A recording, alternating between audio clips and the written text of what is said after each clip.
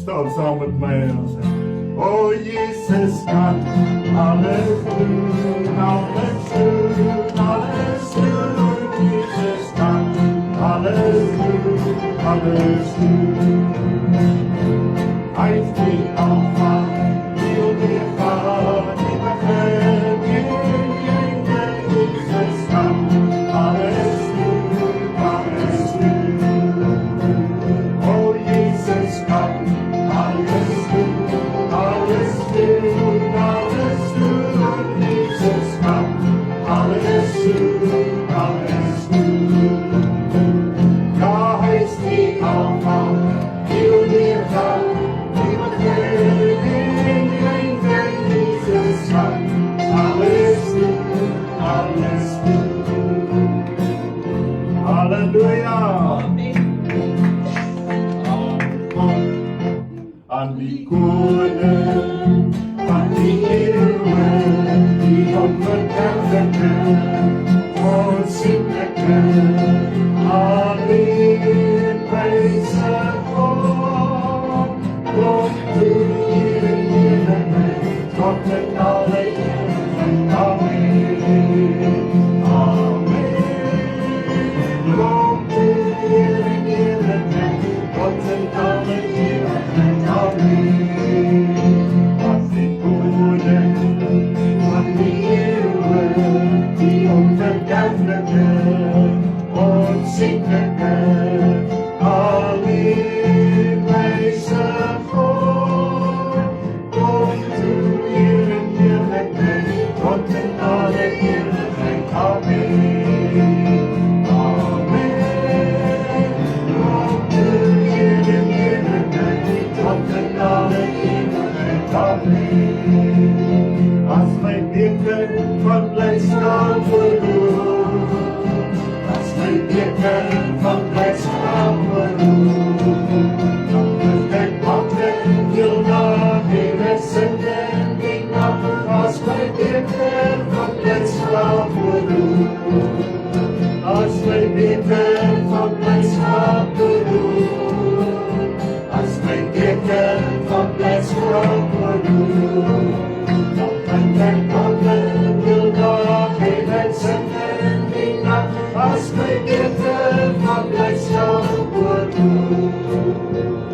Halleluja, loof sy wonderlijke naam. Al die kerkers van vol, prijs die Heer, prijs die Heer. Al die kerkers van vol, prijs almal die Heer.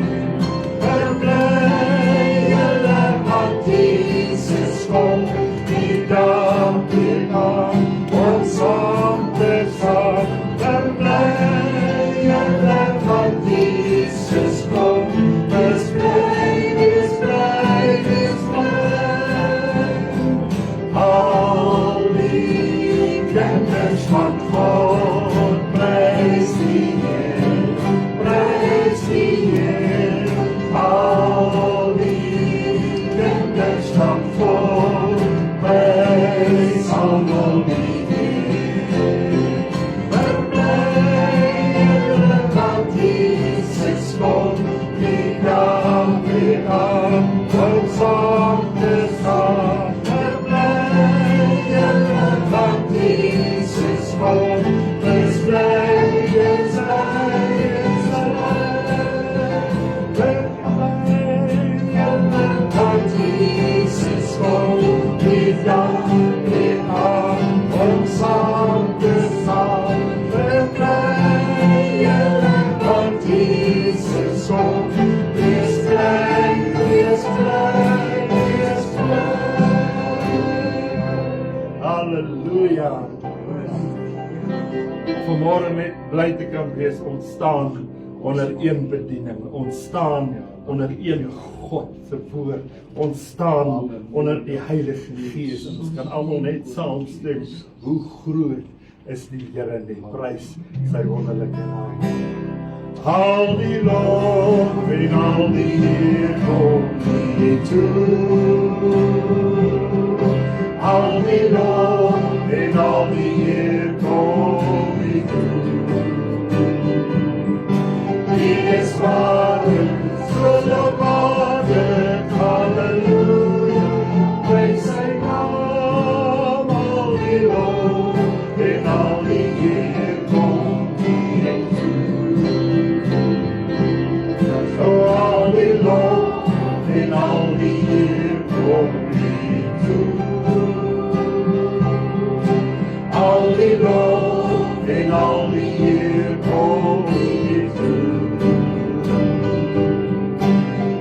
is waardig, zullen waardig, halleluja, prys sy naam, al die lof en al die eer kom hier toe. Oh, halleluja, al die lof en al die eer kom hier toe. Al die lof en al die eer kom hier toe. Die is waardig, zullen waardig, halleluja, prys sy naam, al die lof en al die eer kom hier toe. Die is waardig, zullen waardig, halleluja, prys sy naam, al die lof en al die eer kom hier toe. Alle waardig is U, Here, werd om aanbid te word, Here. Voor U wil ons neerbuig, voor U wil ons aanbid, o Vader. Ons wil wys, Here, hoe dankbaar ons is teenoor 'n lewende en 'n heilige God. Groot is ons Here vanmôre. Heilig is sy naam om aangeroep te word, Here. Prys Jesus vir wie hy is. Prys Jesus vir wie hy is. Halleluja. Aan God, al die ere, aan God, al die ere, aan God, al die ere, vir die werk wat hy doen, met sy heiligheid, met sy kracht, heiligheid, aan God, al die ere, vir die werk wat hy doen. Aan God, al die ere, aan God, al die ere, aan God, al die ere, vir die werk wat hy doen. Met sy heiligheid, met sy kracht, heiligheid, aan God, al die ere, vir die werk wat hy doen. Met sy heiligheid, met sy kracht, heiligheid, aan God, al die ere, vir die werk wat hy doen. Vir die werk wat hy doen. Oh, hallelujah.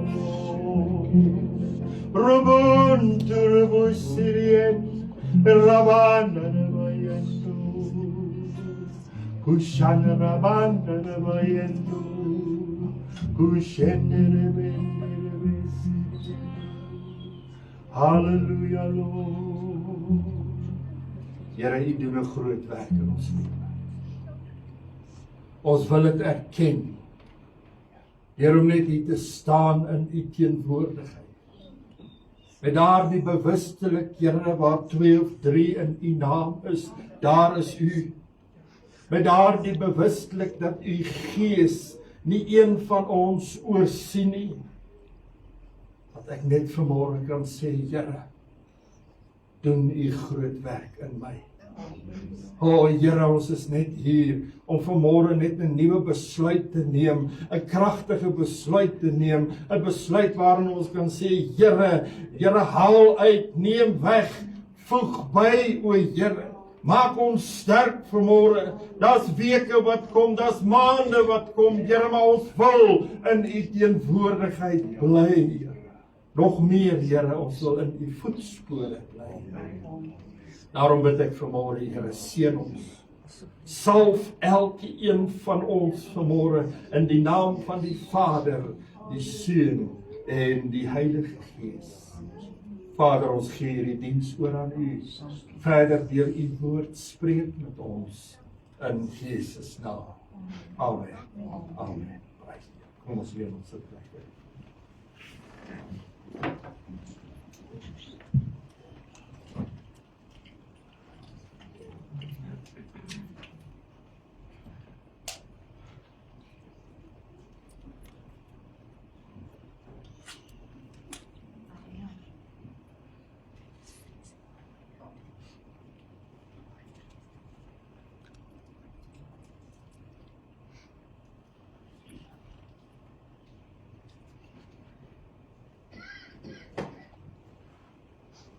Prys die naam van die Here. Goeiemôre. Halleluja.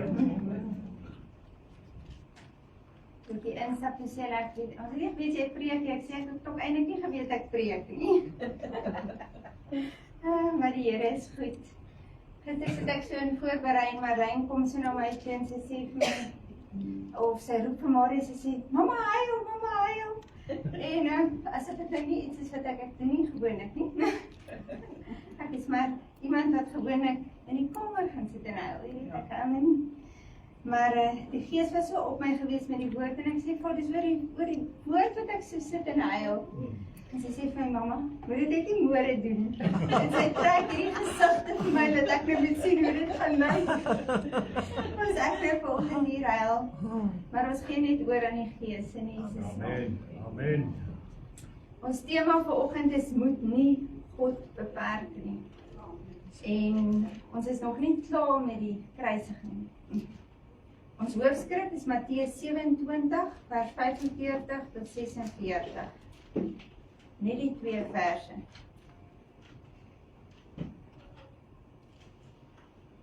Vers 45.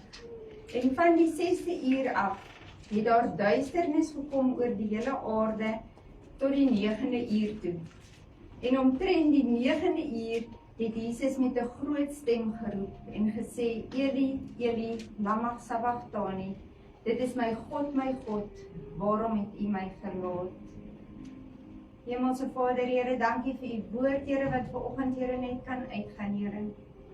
Dankie vir U grootheid, Here, in ons lewens, Here. Ja, Here, dankie, Here Jesus, vir die kruis, Here, wat U vir ons gegee het, Here. Dankie, Jesus, dat U vir ons alles kom doen het, Here, wat ons ooit kon nodig hê in ons lewens. Dankie, Here, vir hierdie nederige daad, Here, wat U gedoen het vir ons, Here. Vader, Here, wees met die woord wat vanoggend uitgaan, Here. Ons lewe in 'n tyd, Here, waar ons baie bemoediging nodig het. Here, wat ons nodig het om te weet, Here, U is met ons en dat U ons nooit sal begeef nie, ons nooit sal verlaat nie, Here. Halleluja. Here, ek gee myself ook net oor aan U, Here, en ek dank U, Here, dat U wil sal geskied. In Jesus naam. Amen. Amen. Nou, wanneer ons hierdie verse lees, dan dink ons aan wat altyd verkondig word van Jesus aan die kruis. Dat hy die sonde van die wêreld op hom geneem het. Maar ook word daar verkondig dat op daardie oomblik het God sy aangesig vir hom verberg. Nou, party mense praat van God het sy rug op Jesus gedraai vir die periode van daardie 3 ure. Selfs die hemel het donker geword toe God sy gesig van Jesus wegdraai.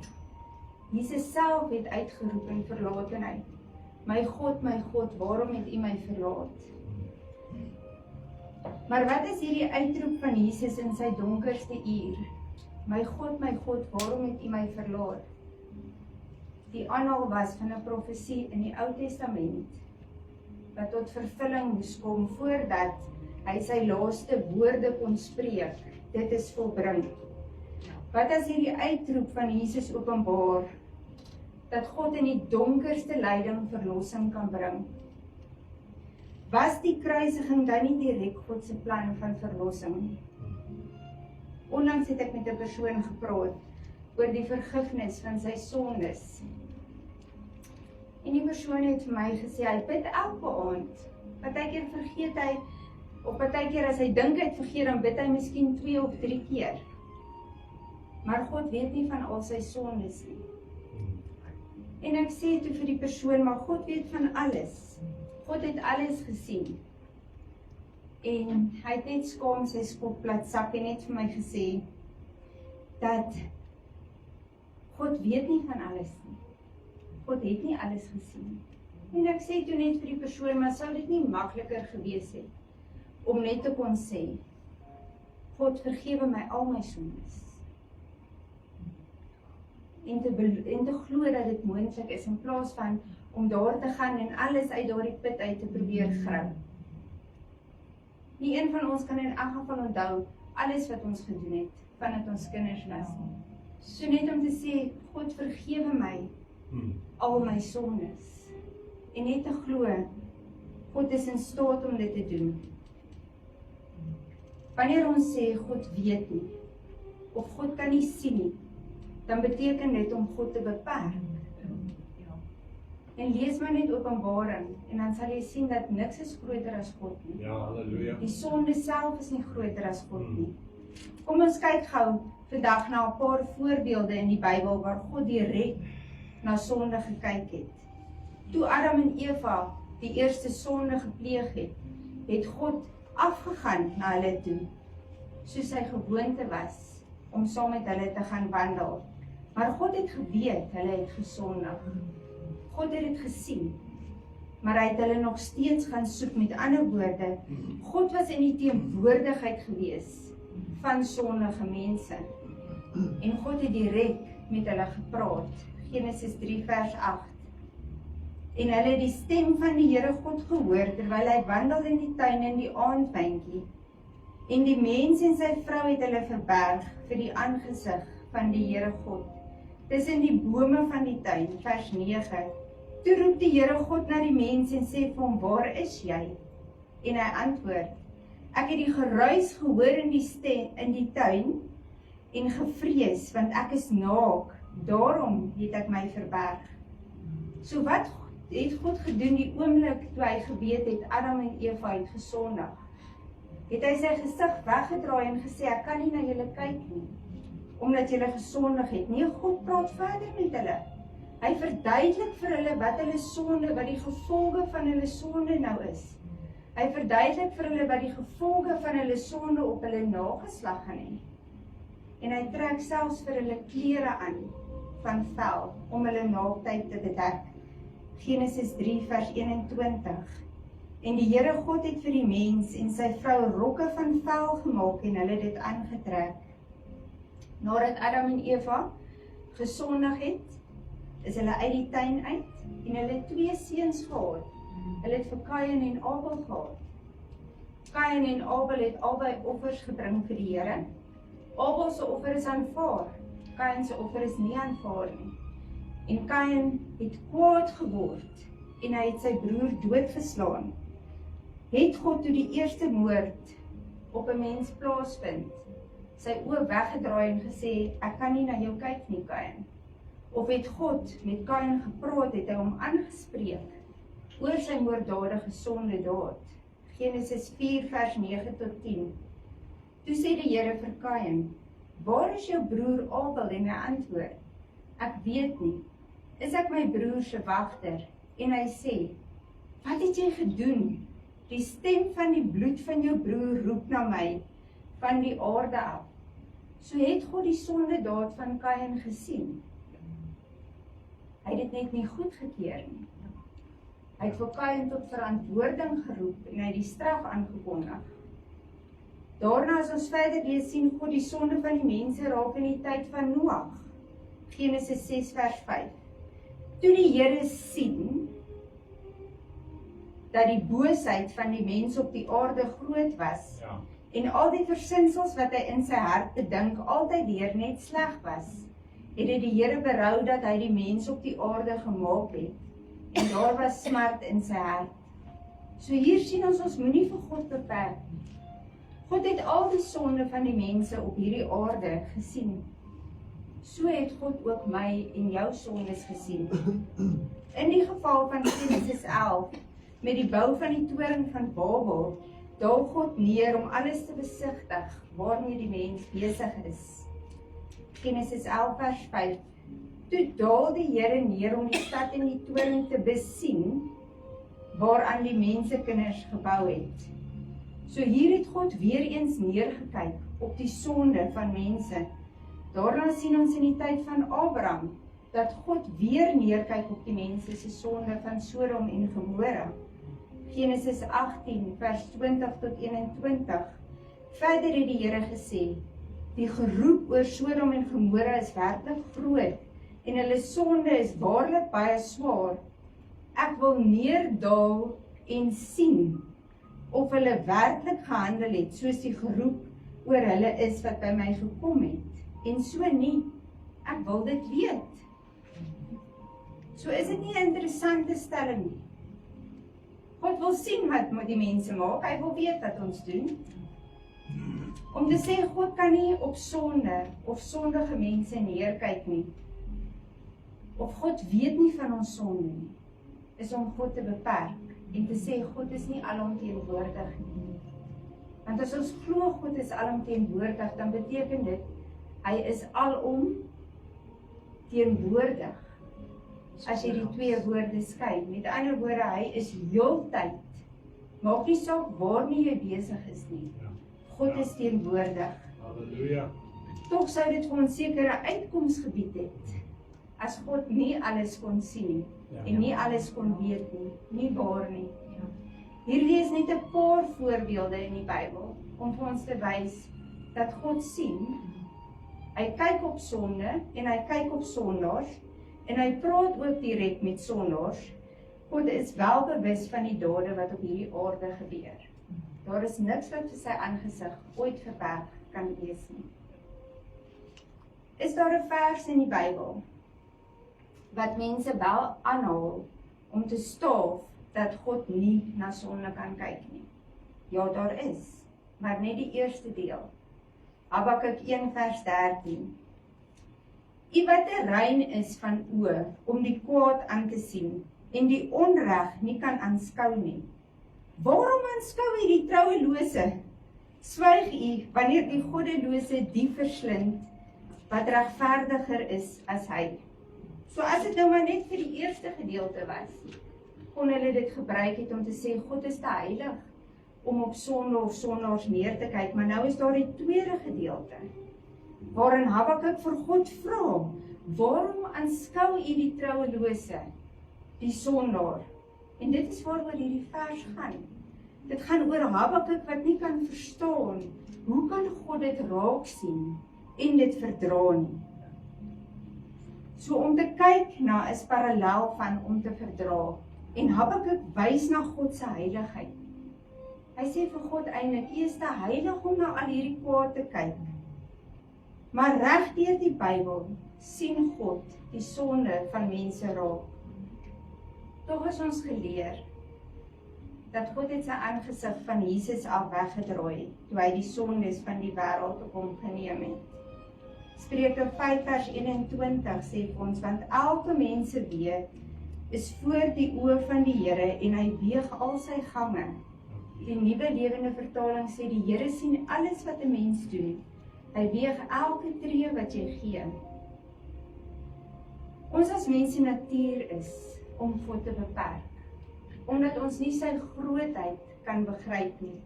Omdat ons as mens beperkings het, wil ons God beperk en wil ons sy woord beperk. Ons probeer God in hierdie boksie plaas, wat in ons eie raamwerk vir ons pas. Maar Satan self het voor God verskyn in die boek van Job. Om nie eens te praat van Satan se sondes nie. So in die boek van Job, vers 6 tot 12 van die eerste hoofstuk, maar jy sal ons 2 versies opsit, loop Satan, hy is die toonbeeld van kwaad, loop hy die troonkamer van God binne. Dit maak nie vir God senuweeagtig nie. Dit intimideer nie vir God nie. Dit ontstel nie vir God nie. Hy vra vir Satan, waar kom hy vandaan? Hierdie hele toneel, as jy dit gaan lees, is eintlik 'n informele gesprek. God kyk nie weg van die kwaad nie. Sy heiligheid en sy suiwerheid word nie aangetast deur hierdie bedrieër wat sy troonkamer binne gaan nie. God is ook nie bang vir sondes van mense nie. Hy keer dit net nie goed nie, omdat hy heilig is. Jesus self het gesê, ek het na hierdie aarde toe gekom. Nie vir die gesondes nie, maar vir die siekes. Met ander woorde, vir die sondaars. Jesus word beskuldig dat hy saam met sondaars geëet het. En verder moes Jesus aan die sondaars raak om hulle te genees. En net wel, hierdie is nog in die Ou Testamentiese tyd. God was nog nooit bang vir sonde of vir sondaar nie. Inteendeel, daar is net een persoon wat ooit op hierdie aarde geloop het, wat nooit sonde gepleeg het nie. En dit was Jesus Christus self. Selfs die groot helde in die Bybel het gesondig. Kom ons kyk wat sê Jesaja. Jesaja 59 vers 1 tot 2. Deurdat God se krag om te red is onbeperk, maar Israel se sonde skep 'n versperring wat hulle van God skei. Vers 1. Kyk, die hand van die Here is nie te kort om te help nie, en sy oor is nie te swaar om te hoor nie. Dankie, Here. Maar julle ongeregtighede het 'n skeidsmuur geword tussen julle en julle God. En julle sondes het sy aangesig vir julle verberg, sodat hy nie hoor nie. Hier word gepraat van Israel se sonde. Kom ons kyk bietjie na hierdie verse in konteks vanoggend. Hierdie verse beklemtoon dat God ten volle in staat is om te red en ons gebede te hoor. Maar die sonde van mense, die wetteloosheid, die onreg, bring daai skeiding tussen hulle en God. Hierdie gedeelte beklemtoon dat God nie onbevoeg is om verlossing te gee nie. Maar in Israel se tyd het hulle sonde daardie afstand gebring, hulle leuns, hulle geweld, hulle immorele dade, hulle aanbidding van afgode, het daardie versoening en geestelike intimiteit met God belemmer. Die bloed van Jesus was nog nie vir hulle daar nie. En daarom was die bloed van Jesus so nodig. Dit is so maklik vir ons as mens om te twyfel aan God se almag. Dit is so maklik vir ons om die woord te beperk en om God te probeer beperk. Hoeveel keer as mens vra ons nie vir God, help my nie. Maar dan soek ons eintlik vir God self die oplossing. Ons gee nie vir God kans om te werk in ons lewe nie. Ons gee nie vir God die geleentheid om ons gebede te beantwoord, soos wat hy dit wil beantwoord op sy manier nie, en daarmee beperk ons vir God. Hoekom? Want ons as mens wil altyd voel, ons is in beheer. En die vraag is, as jy na jou lewe kyk, hoeveel beperkings het ek en jy al op God geplaas? Ons vertrou nie werklik dat hy die oplossing het nie. En die oomblik wanneer dit begin moeiliker raak in ons situasie, dan kan ons nie glo dat God aan die werk is nie. Dan begin ons eie planne maak. Maar vanoggend wil ek vir jou vra, wat as jy miskien daardie boksie waarin jy God geplaas het, kan oopmaak en sê, Here, ek gee my situasie, my probleem, alles in my lewe wat vir my tot kommer is, gee ek in u hande. Ja. Here, ek gee alles aan u oor, selfs my sonde. Here, want u het dit moontlik gemaak. U het 'n weg gemaak vir my sonde. U het 'n weg gemaak sodat ek kan skoon wit gewas word deur u bloed. U het 'n weg gemaak sodat ek as mens weer 'n skoon bladsy kan kry. Wat as jy werklik begin glo dat God is goed en dat jy hom kan vertrou en dat God almagtig is in elke situasie van jou lewe. Efesiërs 3 vers 20. En aan hom wat mag het om te doen ver bo alles wat ons bid of dink volgens die krag wat in ons werk. So God is in staat om jou gebede te beantwoord. Ver bo alles wat jy dink miskien moontlik gaan wees. As jy net alle beperkings van hom kan lig. As jy net sê God, vandag maak ek my boksie oop. Ek besef, ek het beperkings op U geplaas. Ek vra Here, neem oor.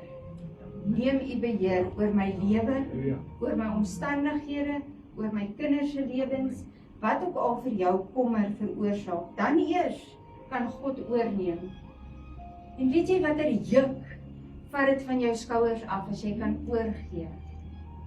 Hierdie geld vir elke situasie in ons lewe waarmee ons sukkel. Om net terug te staan en te sê, Here, ek gee alle beheer oor aan U. Here, ek plaas nie meer beperking op U nie.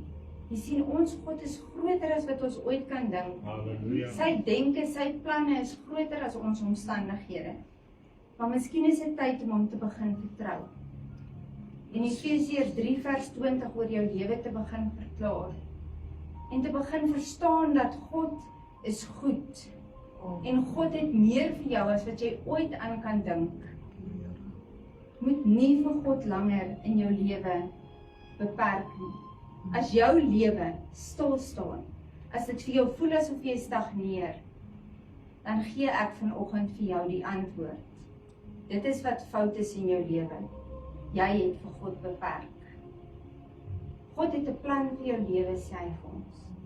As jy nog vir God in 'n boksie het oor seer in jou lewe, oor dinge in jou verlede wat jy nie kan verwerk nie, oor onvergewensgesindheid, is dit vandag tyd om daardie boksie oop te maak. As jy in jou lewe sukkel met armoede, is dit vandag tyd om jou finansiële omstandighede vir God te gee en om werklik te vertrou dat hy in jou huis 'n verskil kan maak. Dan is dit vandag tyd om te sê, Here, ek maak my boksie oop. Want tye in hierdie wêreld gaan moeiliker word. Hierdie jaar is al klaar moeiliker as wat laas jaar was. En weet jy wat? Die dinge in die verlede is verby. Jy kan niks doen aan die dinge van gister nie. Die enigste iets wat jy kan doen, is om te sê, ek is jammer. Die uitroep aan die kruis, hierdie woorde, skud ons hart. Dit kom van die lippe van Jesus op die mees intense oomblik van sy lyding. Die Seun van God, die een wat mense genees het, die een wat mense vrygemaak het van alle bindinge in hulle lewe. Die persoon wat die dooies opgewek het, maar nou hang hy hier aan die kruis. En hy roep in skynbare verwerking uit, my God, waarom het U my verlaat? En hierdie kreet is nie net 'n kreet van pyn nie, maar op hierdie dag is dit ook 'n openbaring van die diepste geheim van verlossing. En vandag moet ons 3 vrae vra. Waarom het Jesus hierdie woorde gespreek? Het die Vader regtig sy Seun verlaat? Wat beteken hierdie uitroep vir ons eie lyding? Sien, as ons hierdie uitroep van Jesus kan verstaan, dan gaan ons God se liefde vir ons as mensdom ten volle kan verstaan. Kom ons kyk na hierdie toneel wat hier gebeur. Matteus 27 vers 45. En van die 6de uur af, het daar duisternis gekom oor die hele aarde, tot die 9de uur toe. Die evangelie vertel vir ons hier, dat iets buitengewoons op hierdie oomblik gebeur het. Van 12 uur tot en met 3 uur daardie middag was daar duisternis, wat oor die land was. Die skepping self het gelyk, asof dit in rou is. Die son het geweier om te skyn. Die natuur het gelyk of dit teen hierdie misdaad wat gepleeg word, protesteer. Die mensdom het die lig van die wêreld veroordeel. Hierdie duisternis was nie net 'n natuurlike verskynsel nie, maar dit was ook 'n geestelike teken. Die skepping self het hierdie lyding van ons Skepper aangevoel. Want met die geboorte van Jesus was alles verlig. Die naghemel was verlig. Maar met die kruisiging was daar 3 ure van duisternis. Waarom? Omdat die mense die lig van die wêreld verwerp het. Kom ons gaan terug na my vraag aan die begin. Kon die uitroep van Jesus in Matteus 27 vers 46 die vervulling van 'n profesie gewees het, voordat Jesus die laaste woorde kon spreek, dit is volbring. In die oorspronklike skrywe van die woord was daar nie verse en hoofstukke soos wat ons dit vandag het nie. Maar Dawid gee hierdie profesie van die kruisiging in Psalm 22, soos ons dit vandag in ons Bybels het. Vers 2. My God, waarom het U my verlaat? Ver van my hulp, van die woorde van my gebrul. Vers 3. My God, ek roep bedags, maar U antwoord nie en snags, en ek kan nie swyg nie. Vers 7. Maar ek is 'n wurm en geen man nie, 'n smaad van die mense en verag deur die volk. Vers 8. Almal wat my sien spot met my, hulle steek die lip uit, hulle skud die hoof en sê, laat dit aan die Here oor, laat hy hom red, laat hy hom bevry, hy het mos behaag in hom. Vers 16. My krag is verdroog soos 'n potskerp en my tong kleef van my verhemelte, en U lê my neer in die stof van die dood. Vers 17. Want honde het my omsingel, 'n bende kwaadoeners het my omring. Hulle het my hande en my voete deurgrawe. Al my beendere kan ek tel. Hulle kyk, hulle sien met welgevalle op my neer. Hulle verdeel my klere onder mekaar en werp die lot oor my gewaan. Vers 25. Want hy het die ellende van die ellendige nie verag of verfoei en sy aangesig vir hom nie verberg nie. Maar hy het gehoor toe die hom aangeroep het om hulp. En Dawid eindig met vers 32. Hulle sal aankom en sy geregtigheid verkondig aan die volk wat gebore word, want hy het dit gedoen. Ja. Kom ons kyk gou na die betekenis van daardie verse. Vers 2. Dit is die woorde wat Jesus aan die kruis uitgeroep het. Dit was deur Dawid geskryf jare voor die kruisiging. My God, waarom het U my verlaat? Vers 3. Die roep bedags en snags stem ooreen met die duisternis, wat vanaf die 6de tot die 9de uur, 12 uur tot en met 3 uur, die middag tydens die kruisiging voorgekom het. Vers 7 tot 9. Vertel ons van die spot wat Jesus moes verduur. Vers 17 noem honde. Nou in daai tyd was dit dikwels geïnterpreteer as die Joodse, die Romeinse soldate wat die lydende omsingel, en hulle het vir Jesus omsingel by die kruis. Van sy menslike gebeendere wat uitgemerkel was, van soveel mishandeling en pyn word in vers 18 gepraat. Vers 19 verduidelik van Jesus se klere wat uitgeloot en verdeel was. Vers 25 sê vir my God se hart, verduidelik God se hart vir my. Hy kyk nie weg van die ellende nie, hy verberg nie sy aangesig nie, maar hy hoor as daar om hulp geroep word. Vers 31, hy het dit gedoen, is gekoppel aan Jesus se laaste woorde. Dit is volbring. Halleluja. Geen lyding kon vir Jesus verhoed om hierdie redding vir ons as mens te volbring. Niks kon God anders laat besluit as om hierdie verlossingsplan deur te voer. Die gewig van die mens se sonde was geweldig geweest op Jesus. Aan die kruis het Jesus die sonde van die mense gedra. Elke sonde van die mensdom het hy op hom geplaas. Die trots van die mensdom, die haat van die mensdom, die geweld van die mensdom en die verraad van die mensdom. Die onskuldige seun van God het ons was vir ons gedra. Ja. Die skrif sê vir ons 2 Korintiërs 5 vers 21, want hy het hom wat geen sonde geken het nie, sonde vir ons gemaak, sodat ons kan word geregtigheid van God in hom. Jesus het op daardie oomblik die duisternis van die mense se sonde binne gegaan, en in daardie duisternis het hy uitgeroep.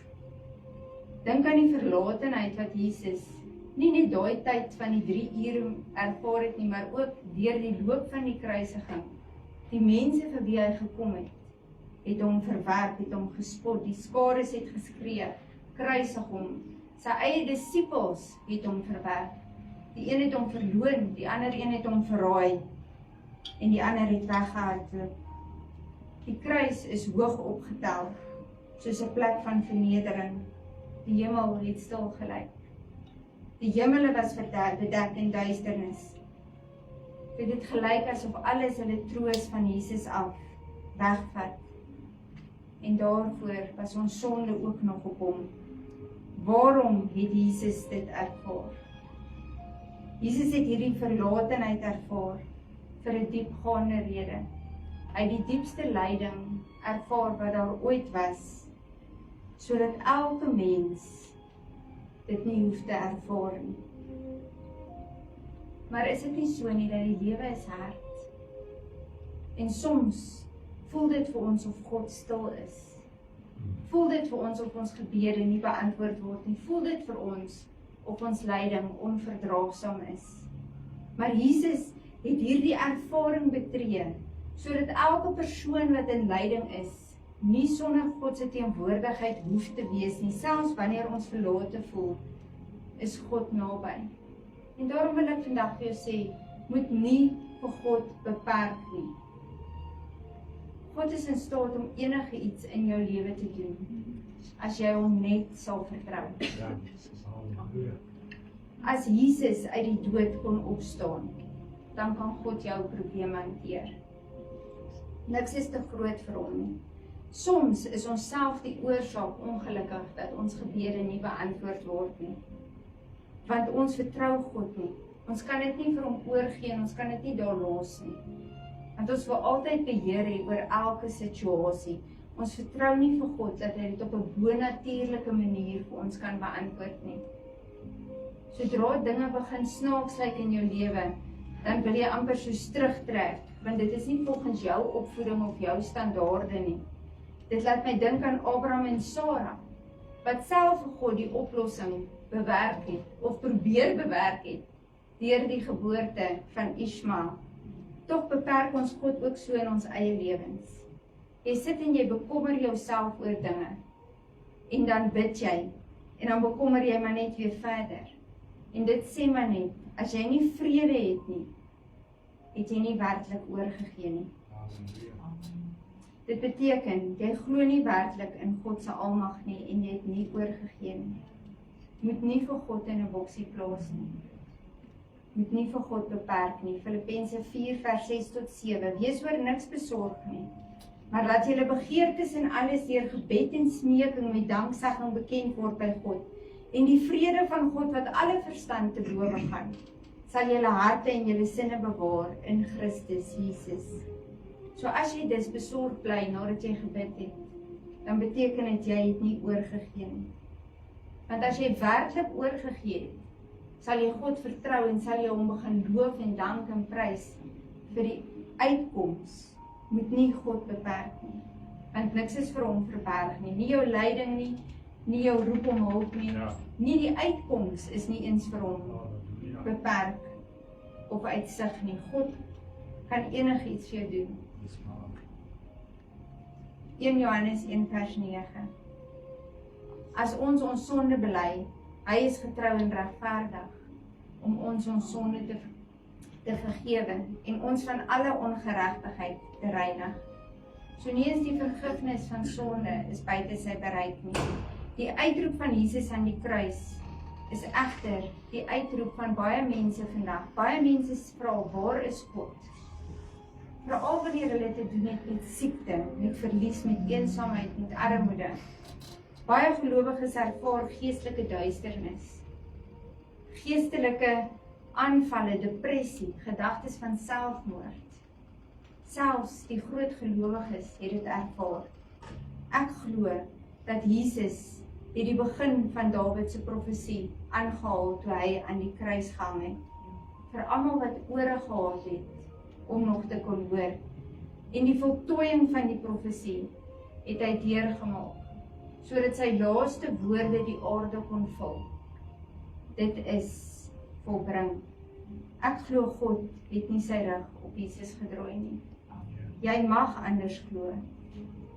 Maar ek sien hierdie belofte raak van vers 25, want hy het die ellende van die ellendige nie verag of verfoei en sy aangesig vir hom nie verberg nie, maar hy het gehoor toe die hom aangeroep het om hulp. Hebreërs 12 vers 5. Ek sal jou nooit begewe en jou nooit verlaat nie. Sonde was die oorsaak gewees van hierdie verlatenheid. Die oordeel wat ons toegekom het, was op Jesus geplaas. Hy het die volle prys betaal. Maar ons probeer altyd alles ingewikkeld maak. In plaas van om net te weet dat niks is vir hom onmoontlik nie. In plaas van om net te sê, Here, ek gee oor, ek gee selfs my sondes aan U oor. En ek weet U het reeds die weg gemaak. Ek sluit af. Daar is geen direkte vers in die Bybel wat letterlik sê dat God het sy aangesig vir Jesus verberg by die kruis nie. As jy dit vind, asseblief kom wys dit vir my. Ek het 'n leersame gees. Die teologiese gedagte spruit uit Jesus se uitroep aan die kruis. My God, waarom het U my verlaat? Psalm 22 is egter geskryf jare voor die kruisiging deur Dawid. En dit kon nie anders gebeur het as deur die Gees van God nie. Die gebeure daarin beskryf die gebeure van die kruisiging van ons Messias. Dit gaan heeltemal oor die kruisiging. Lyn vir lyn, soos ons nou gelees het, beeld dit uit wat Jesus op daardie dag moes deurmaak. Trouwens, die laaste lyn van Psalm sê hy het dit gedoen wat dieselfde is as dit is volbring. Toe Jesus aan die kruis hang, het hy steeds geprofeteer vir al daardie Jode wat rondom hom gestaan het, vir almal wat ore gehad het om te hoor. En die wat Psalm 22 geken het, kon letterlik die gebeure daardie dag voor hulle sien gebeur. Maar nog steeds het Jesus hulle herinner aan die Psalm, my God, waarom het U my verlaat? So selfs in sy sterwensuur het hy probeer om mense te bereik. Dan is daar die fascinerende vers 25. Ek gaan hom nie weer lees nie, maar gaan lees Psalm 22 op jou eie. Ek glo God was intiem betrokke by sy seun gewees, daardie hele dag, selfs in die ure van die duisternis, want eintlik was daardie ure van duisternis, ure van oorwinning gewees. God is heilig, niks kan sy heiligheid aantas nie, niks kan wegneem wie hy is nie, en God het geen vrees nie. Te veel mense, en soms ek ook, het al gedink, dat miskien is God bang vir sonde, omdat hy nie daarna kon kyk nie. Sien maar die oomblik toe Adam en Eva in die tuin gesondig het God na hulle gaan soek en hy het 'n offer gebring vir hulle sonde. Jesus het 33 jaar op hierdie aarde geloop, waarin hy aan die sondaars geraak het, hy het hulle genees, die mees onreinste mense van daardie tyd. Die wat besetenis was, die wat melaats gehad het Jesus aangeraak. En niks daarvan het sy heiligheid verminder nie. Inteendeel, sy suiwerheid en sy heiligheid het gemaak dat die demone vlug en dat siekes genees word. Oor en oor het Jesus sy oorweldigende liefde vir ons as mens gewys. En die diepste waarheid van die Bybel word gevind in die mees bekendste vers, Johannes 3 vers 16. Want so lief het God die wêreld gehad, dat hy sy eniggebore seun gegee het, sodat elkeen wat in hom glo nie verlore mag gaan nie, maar die ewige lewe kan hê. Moet nie God se alomteenwoordigheid in jou lewe beperk nie. Leer wat dit beteken om oorgegee te leef. Leer as jy daardie gebed gebid het om dit in sy hand te los. God is goed. Hy het 'n plan met jou lewe. God is getrou. Hy doen meer as wat ons kan dink of vra. God is almagtig. Gee vir hom die ruimte in jou lewe om te werk. Gee hom nie 'n boks nie. Gee hom jou lewe. 'n mens kan jou nog teleurstel, maar God sal jou nooit teleurstel. Amen. Hy is die enigste een wat kan sê, ek sal jou nooit begewe en jou nooit verlaat. Amen. Dankie, Here. Dankie. Halleluja. Almagtige God en hemelse Vader. Here, Babantu Bishanturi. Here, U is wonderbaar, Here. Here, ons menslike denke kan nie uitkom. Eers by hoe U is, U heiligheid, Here, U suiwerheid, Here. Maar ook, Here, U omgee en U liefde vir ons as mense. Here, mag ons leer in ons lewens, Here, om U nie te beperk nie. Mag ons vandag net leer, Here, dat as ons daardie boksie oopmaak en U vrylaat om U weg te hê in ons lewens, dat U in staat is om soveel meer vir ons te doen as wat ons U toelaat in ons lewens. Here, wanneer ons siek voel, dat ons dit net vir U kan gee en net weet, U is die groot geneesheer. Ja, dankie. U bloed het die prys betaal, sodat ons reeds genees kan wees. Vader Here, wanneer ons bedruk voel, en wanneer depressie oor ons kom, en wanneer depressie wil oorneem oor ons, dat ons net hierdie woord sal onthou. Here, dat U sal ons nooit verlaat nie. U sal ons nooit in die steek laat nie. Here, U liefde is groter as wat enige menslike hart dit ooit kan bedink. Wonderlike naam. En niks, Here, selfs my sonde kan nie U heiligheid aantas of U suiwerheid nie. En U is bang vir niks nie, Here, daarom hoef ek nie te vrees oor enige iets in my lewe nie. Daarom kan ek opstaan elke oggend en net my lewe weer oorgee aan U. En net my omstandighede oorgee en weet, Here, dat U is groter en U planne is groter as wat ek as mens dit ooit kon bedink. Here, help ons, Here, as mens, Here, in hierdie swakheid. Here, sodat ons net volkome, Here, ons lewens en ons harte vir U kan gee en U kan vrylaat om U werk in ons lewens te doen. Here, en wanneer omstandighede moeiliker lyk of moeiliker begin raak, dat ons sal weet, dit is nog steeds U wat in beheer is. En daarom hoef ons nie te vrees nie. Here, ek gee elke een van ons in U hande vandag en ek bid dat U saam met ons sal wees in alles wat ons van hier af doen. In Jesus se kosbare naam. Amen en amen. Halleluja. Dankie, Elaine. Terwyl sy gepraat het, ek een van die boksies raak geloop. Hebreërs 12 vanaf vers 11. Hy sê, nou lyk elke tigtiging op die oomblik nie 'n saak van blydskap nie. Met ander woorde, die boksie wat ek nou opgemaak het, dit lyk nie goed wat daar binne in aangaan nie.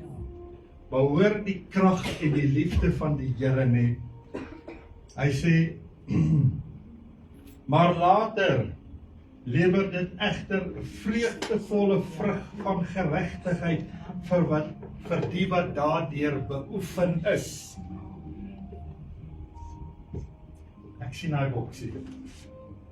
Maak hom oop. Maak hom oefen. Maak hom oop. Maak hom. Here, ek maak vanoggend my boksie oop om te kyk of daar iets nuuts ingekom het. Die wat hulle daardeur beoefen. En aan die begin het hy gepraat van die huwelik nie. Hoor wat sê Hebreërs 13. Hy sê, laat die huwelik in alle opsigte eerbaar wees. Dis dieselfde wat in daai boksie is. Maak jou boksie oop. Is dit eerbaar. En die gebed onbesmet in jou boksie. Want God sal hoereders en egbrekers oordeel. So, kom ons wag nie vir die oordeelsdag nie. Ons het 'n geleentheid om vir die Here te sê, Here, hier is ek. Hier is ek. Hier is ek. En daar is 'n plek in die Bybel wat dit so mooi sê. Kom ons bedink hierdie dinge. Baie keer is dit maklik om te sê dat die woord die naprediker sal wees wanneer ons huis toe gaan. Maar kom ons bedink dit. Ons maak dit 'n ernstige saak. Ek het gehoor wat geskrywe staan. Nou, op daai stelling te maak uit jou hart, dit beteken eintlik niks. Ek het klaar besluit, wat gaan ek vat? Ek het 'n graafbediening, uit is jy, dit gaan na Pietie toe, uit is jy, dit gaan na Jan toe, nie. Hierdie stellings wat die woord vir ons maak, is vir ons self, om jou staande te hou, want Satan se werk het nog nie opgehou nie. En ons moet sterk staan. Dankie Elyn. Mag die Here ons almal seën. Mag hy vir ons 'n God van naby wees. Kom ons sluit hierdie diens af. Terwyl ons op die gaan wag vir die tiendes, offergawes, vir die werk van die Here, net soos die Here dit op jou hart lê. Amen.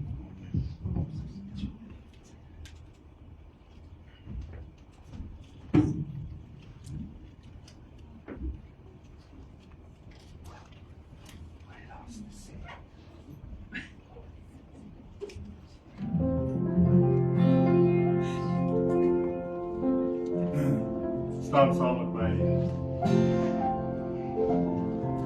Hold your hands on the rock. Hold your hands on the rock. Hold your hands on the rock, and it shall stand.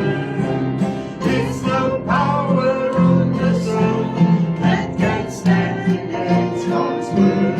Hold your hands on the rock, and it shall stand.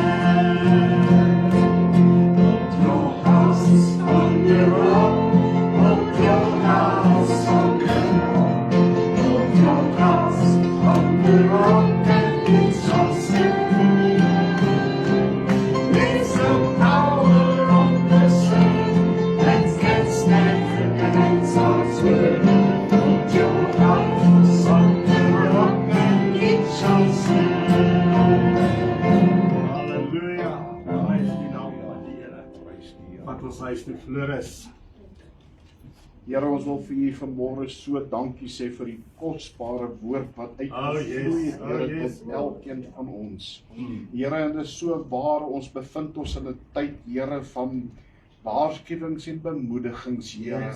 En ons sê dankie dat u woord reg ingesny het in ons. En dat ons dit so sal toepas en onsself skoon voor u sal hou. Here, dankie vir die groote liefde en genade, Here Jesus. Here, vanmôre het ons ervaar weer eens dit wat u vir ons gedoen het. Geweldig groot. Uit u Vader hart uit, Here, in groot liefde en ontferming. En sê u vir ons vanmôre, ek sal jou nooit begewe, nooit verlaat nie. En sê ons dankie, Here. Seën ons ook in hierdie week wat voorlê. En dankie, Here, dat ons weer op die bestemde tyd by mekaar uitkom. En weer eens, Here, dankie vir die soete Heilige Gees, wat ons so ervaar, die eenheid tussen in hierdie gemeente. Vol liefde en ontferming in Jesus naam. Amen.